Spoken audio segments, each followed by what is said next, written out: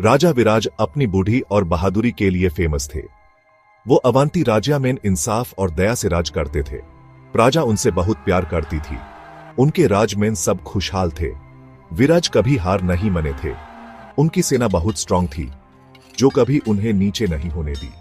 जीत पे जीत से विराज को अपने ऊपर बहुत भरोसा हो गया था, शायद थोड़ा ज्यादा ही भरोसा। उन्हें लगता था कि उनकी योजनाएं कभी फेल नहीं हो सकती, लेकिन उनके मंत्री लोग इतना सूर्य नहीं थे।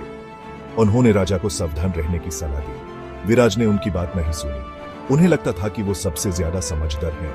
उन्होंने फैसला किया कि वो पड़ोसी राज्य पर हमला करेंगे। ये राज्य उनके सपनों के बीच में कांटा था। विराज को पूरा यकीन था कि वो जीत जाएंगे। उन्हें क्या पता था कि ये जंग उनकी बर्बादी का कारण बनेगी। राजा के सबसे विश्वासपात्र मंत्री चंद्रासन थे। चंद्रासन बहुत चालाक आदमी थे। वो कई सालों से विराज की सेवा कर रहे थे, लेकिन चंद्रासन लालची भी थे। उन्हें खुद सट्टा चाहिए थी। राजा के ज्यादा भरोसे को उन्होंने मौके की तरह देखा, गड्डी हासिल करने का मौका।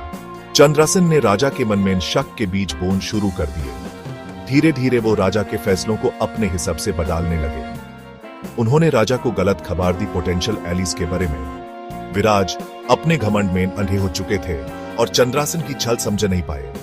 वो अपने मंत्री पर पूरा भरोसा करते थे। उन्होंने दूसरे मंत्रियों की चेतावनियों को नजरअंदाज कर दिया। राजा को अंधेरे में छुपी खतरे का बिल्कुल अंदाजा नहीं था। जैसे जैसे युद्ध का दिन करीब आता गया, चंद्रासन की गडारी और गहरी होती गई। उसने दुश्मन के साथ एक सीक्रेट डील कर ली। उसने वादा किया कि वो अंदर से विराज की सेना को कमजोर कर देगा। बादले में यूस अवांती का राजा बना दिया जाएगा। जुंग के मैदान में विराज की सेना गिर गई और उनकी स्ट्रैटेजीज फेल होने लगी। उनकी फॉर्मेशंस टूट गई। उनकी सप्लाई लेट पहुंची।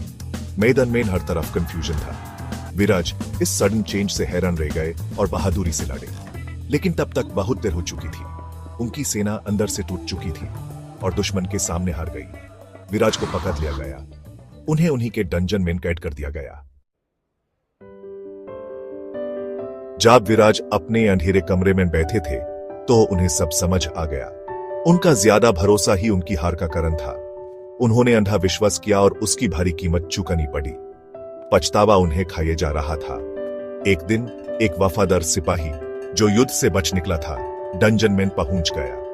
उसने विराज को आजाद कर दिया। सिपाही ने उन्हें चंद्रासन की गडारी के बारे में बताया। विराज को गुस्सा आया, लेकिन उससे ज्यादा उन्हें शर्म आ रही थी।